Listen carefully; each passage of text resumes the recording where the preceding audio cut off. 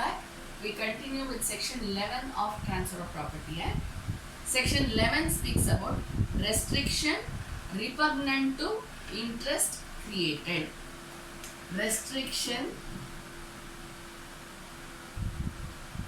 repugnant to interest created. See, if you know section 10, section 11 is automatically you can assume, because it has the same logic. Where there is an interest which is created, an interest is created. Okay, an interest is created, but there is a restriction also saying that you cannot enjoy this interest in so and so situation, so and so situation, so and so situation. There is an interest, this I am transferring this property to you, and then I say I am transferring this property to you, but you cannot do this, you cannot do this, you cannot do this, right? So there is a restriction which is repugnant. Repugnant means what? Which is opposite, which takes away what? The interest which is created. I am creating an interest for the person in a property, but at the same time I am saying, even though I am creating an interest in the property for you, you should not do this, do this, do this, do this, do this, do this. Understand? So what happens? The restriction is repugnant. If there is a restriction, see, if I am saying I am transferring this property to you, but you shall not sell it to anybody else till your death, after which it shall pass on to your son or daughter or whatever it is. This is a valid right. This is not a restriction which is repugnant to the interest created. Say for example, ancestral properties. Okay, if I say I am giving this share to you, if you maintain this share well, I will give you one more share. All these will not work out because it is a restriction which is repugnant to the interest which is created. Always when we say an interest, it should be an absolute interest. Am I right? See, even if we are talking about lease, rental agreement, the interest created in the property due to the lease or the rental or whatever it is shall be absolute. What is the interest which is created during lease? He shall be in absolute possession of the property. Okay, you shall be in absolute possession of the property, but if you are not in absolute possession of property, I will not do this for you. That cannot be done, right? So if he is in absolute possession, he will be the one who has to take care of the whole business. So any restriction which is, you can be in possession, but you can be in possession only up to 10 p.m. in the night or between 10 p.m. and 6 a.m. in the morning. You can be in possession of the rental property only between 10 p.m. and 6 a.m. What is the purpose of the lease agreement? Practically itself it happens like that. We have, I have no this thing about that. But still when we are writing a lease agreement, we cannot write such rights, right? Because it is repugnant to the interest which is created. So any restriction which is put with repugnant, which is repugnant to the interest created, shall be void. Such restrictions shall not operate at all. Understand? We move on to the next section, section 12.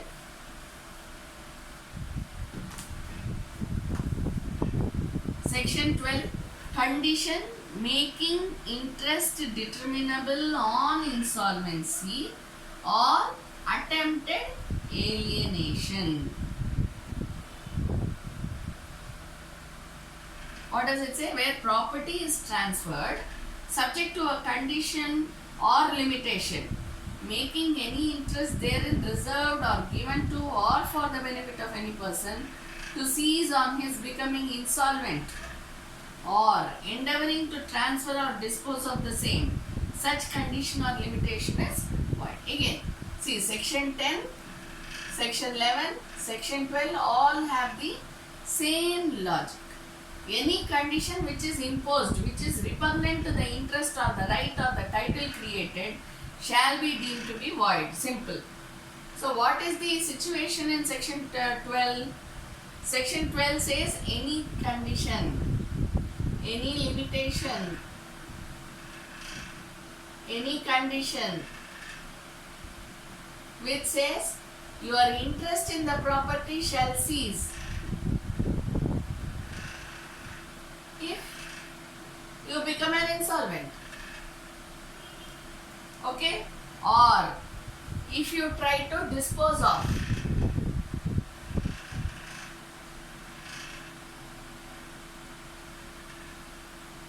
Cannot be, right?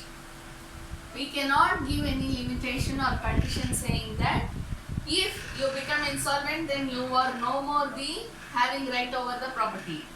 If you dispose of or alienate, if you try, you don't even have to, the person need not even dispose of or alienate the property. If the person puts an effort to alienate the property, then the interest shall cease. No. Why? Because the ownership or the interest or the right shall be absolute upon transfer.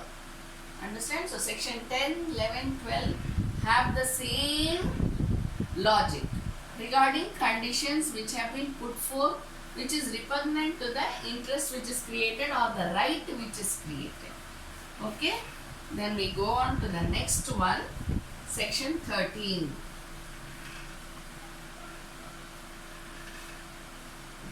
Section 13, transfer for benefit of unborn person.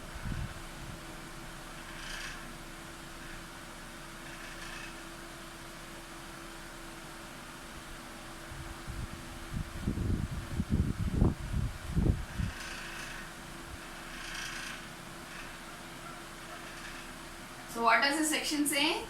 Where on a transfer of property an interest therein is created for the benefit of the unborn person who at the time of transfer is yet to be born, okay, subject to a prior interest created by the same transfer, the interest created for the benefit of such person shall not take effect unless it extends to the whole of the remaining interest of the transferor in the property. So what is given here?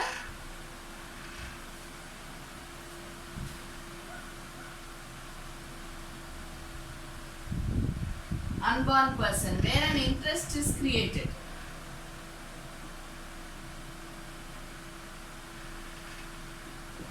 Okay, who is not in existence. So it is unborn person. An interest is created for the benefit of the unborn person, then a prior interest which is created.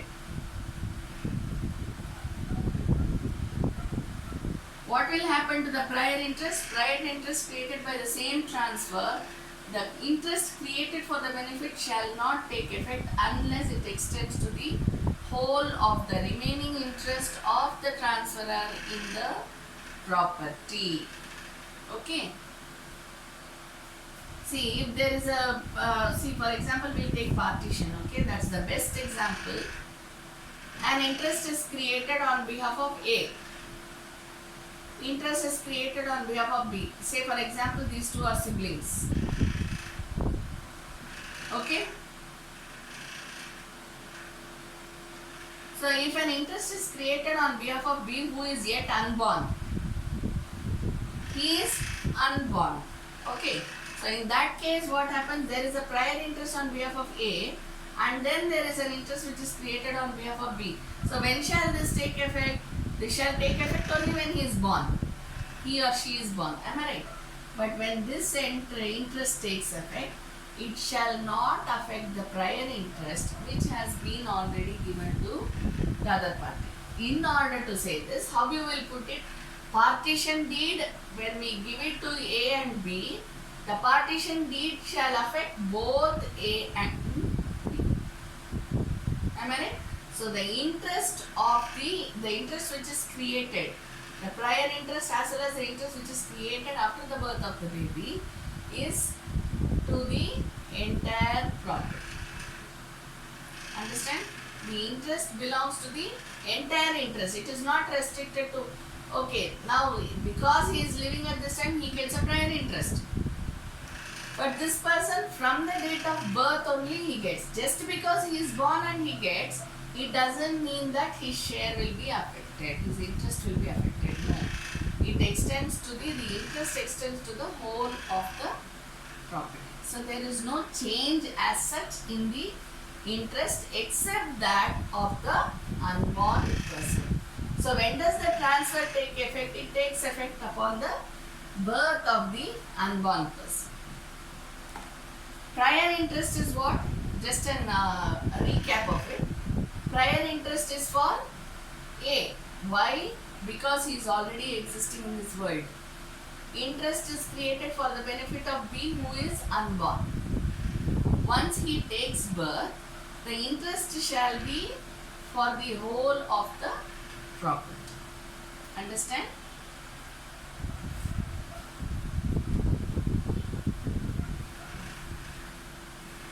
In relation to the whole interest, the share will take place. Okay? Then, section 14, rule against perpetuity.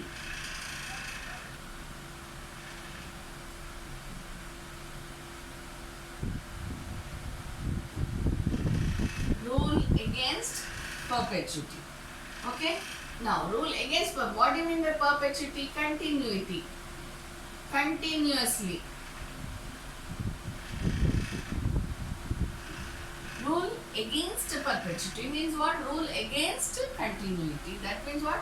A person who is living at a particular point of time, say for example 2017, he cannot say that after my death, the person who is a minor now will attain major, will become a major and hence shall enjoy the property.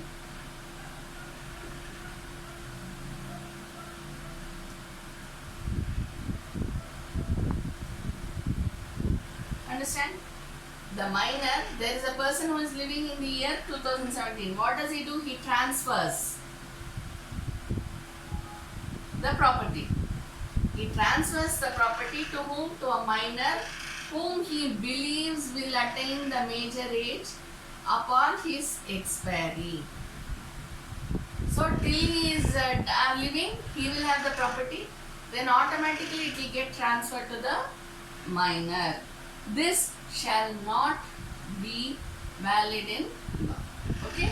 No transfer of property can operate to create an interest which is to take effect after the lifetime of one or more persons living on the date of transfer and the minority of some person who shall be in existence at the expiration of that period, and to whom, if he attains age, the interest created is to belong. So what? If he attains. Now again you have to go back to the same logic given in section 10, 11, 12. Why? Because if shows a condition, there shows a limitation. Understand? So the logic is the same. There is a condition, there is a limitation against the interest. See, I am a person who is living now. I have a minor daughter or a minor son. Okay, now I transfer I should not actually transfer, but I am transferring. Okay, that is where the entire thing comes. I transfer a property. In that I give a condition saying that I am living now, but at the time of my expiry, if my son or daughter who is a minor now attains majority of age, then the property will automatically get transferred. The interest will belong to that person. That means what? After I die, and if the person is still a minor, then he or she cannot have an interest in the property. So that is actually not right. Right? Where there is a transfer of property, automatically the right also get transferred. So I cannot put a condition on the right. I will transfer the property to you, but I give you a condition. Only upon fulfillment of the condition you get the right. Can I do such thing? No. Therefore, it says rule against perpetuity. Again, if he attains, That if acts as a condition or limitation here. Okay. See, when we are reading the law, actually it seems a little difficult or a little easy at times. But if we catch hold of the right word, then it becomes easy for analysis. That's it.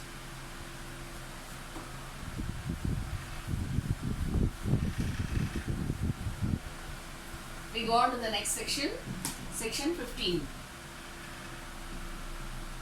Transfer to class, some of whom come under section 13 and 14. Transfer to those who come under section 13. What does section 13 say? Unborn person. What does section 14 say? Minors. Right?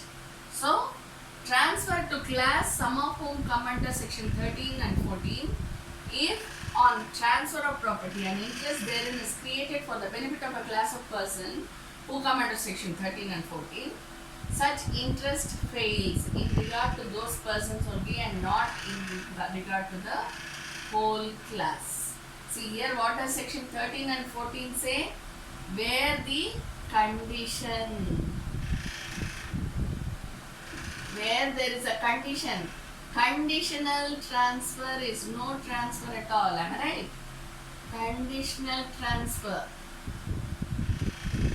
I have all the rights to give my property to an unborn person, to a minor person. I have all the rights.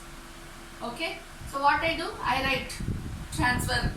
I convey the property by way of some deed to an unborn person or to a minor or to everybody, both of them. But then it will be valid in law. But if I am doing a conditional transfer to an unborn person or to a minor, then it shall be void in law. Understand? So what is important here is, if there is a conditional transfer to the unborn person or minor, then as far as see, if there are A, B, C, D, E, F. A, B, C, D, I am just transferring without any conditions. No conditions. But E and F, one is unborn, one is minor. What I do for these two people, I put conditions. Then the transfer of property will take place smoothly for all these four people, but it will not take place for these two people. Why? Because there is a conditional transfer. So these conditions, when I say transfer will not take place, it's not transfer not taking place. What I mean to say is the interest will fail. They will not get the full interest. Understand? Therefore, the conditions which are there will not be valid in law. Here it will be automatically, it will get transferred. Here there will be a problem. Understand?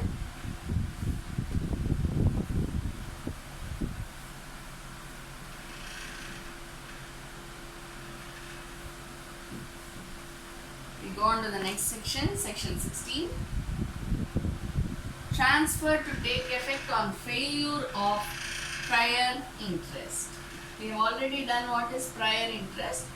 So here we are seeing the transfer to take effect on failure of prior interest, where by reason of any of the rules contained in section 13 and 14, unborn and minor, an interest created for the benefit of a person or class of persons fails in regard to such person or the whole of them, an interest created in the same transaction and intended to take effect after or upon failure of such prior interest also fails. So what is there? There is a prior interest which is there. Again you go back to the rules against perpetuity, right?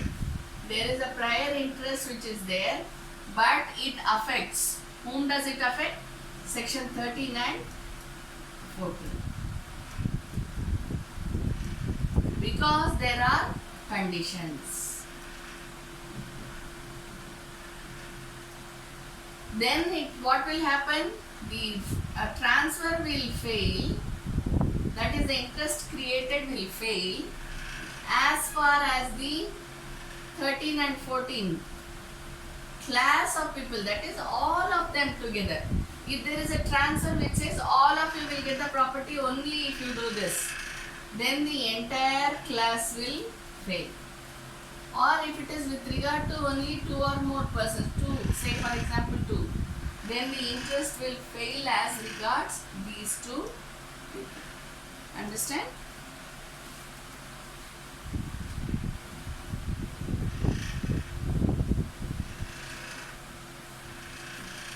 We go to section 17, direction for accumulation.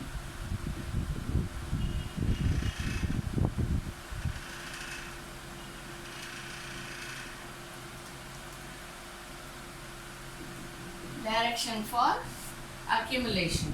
Where the terms of a transfer of property direct to the income arising from property shall be accumulated either in whole or in part during a period longer than the life of the transferor or period of 18 years from date of transfer.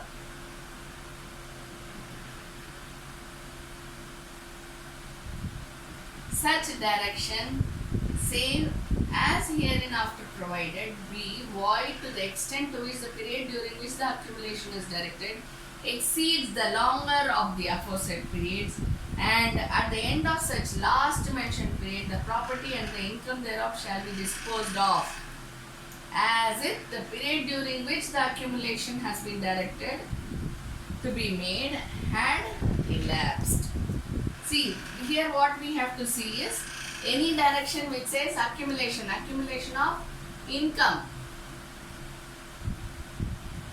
Income can be anything, either debt or interest or anything like that. Am I right? So where there is an accumulation of income and there is a transfer of this, actionable claims, you remember? Transfer of this, and then the person, the transferor says, it shall take effect after my life or after the expiry of 18 years from date of transfer. Okay? In these two, whichever is the longest period. If he dies before this 18 years, then 18 years will be the longest. If 18 years has elapsed, still he is alive, then this will be the longer one. Right? So, after the lapse of the longest period, the interest created shall be lapsed. The interest created shall lapse. See, no transfer will have both the conditions. Either it will have 18 years or it will have after my life. Am I right? Either one only will be there. So, if the contract is for 18 years, if the transfer is for 18 years, accumulation of income is for 18 years, but still he is alive, then at that time, whichever is the longest period, the interest shall lapse. Or if it is life is gone, if it is life and if he does not die, then the longest period, the interest shall lapse. You understand? So, whichever is the longest. So, how you have to calculate? Upon the accumulation of income, okay. But you have to look at the longest period for the conditional transfer. Understand? If I am outliving the 18 years, then after my life, the interest will lapse. If I die early, but it is given as 18 years, then after 18 years, there will be no right to sue. You understand? So, only when the interest is existing, we get the right to sue. So, if it is given that after life and I die early, but 18 years is yet to lapse. So, what happens? Upon the expiry of 18 years, the interest automatically lapses. If I am writing 18 years there, but I am still alive over here, then the interest will lapse after my life. So, my right to sue automatically lapses because there is no interest. Okay?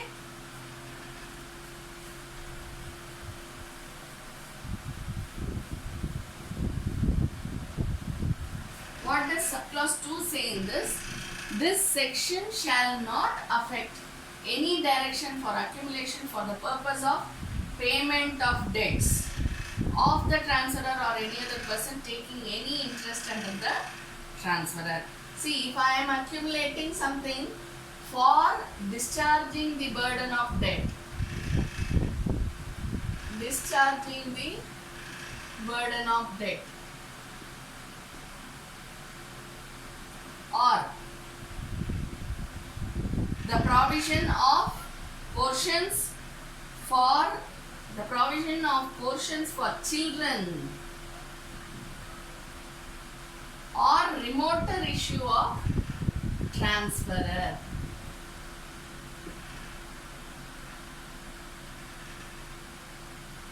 Or the preservation or maintenance of the property transferred. Preservation or maintenance of the property transferred. See, in all the other cases, accumulation of income shall lose the credibility, shall lose the interest upon the expiry of the longest time mentioned in the transfer deed. Understand? Except where the accumulation of income is allowed for discharging the burden of debt of the transferor or anyone claiming under the transferor. Either the transferor or anyone claiming under the transferor. If it is for discharging the burden of debt of the transferor or anyone claiming under the transferor, then the accumulation of income shall not be subject to the condition of the longest period of time. Interest will not lapse. Okay. Second one, where the accumulation of wealth is given for the purpose of accumulation of income is for the purpose of children or remoter issue of the transfer. It need not be immediately their own children, the transferor's children. It can be for the cousins, for the nephews, for the niece. Okay. Then third one is preservation or maintenance of the property transfer. Along with the property transfer, there is an interest which is transferred in the income which has been created. Then also the interest will not lapse upon the expiry of the longest period of time if the accumulation of income is for preservation or maintenance of the property transfer. So these are the three exceptions, okay, where the longest period of time will not affect the lapse of interest. Okay, thank you.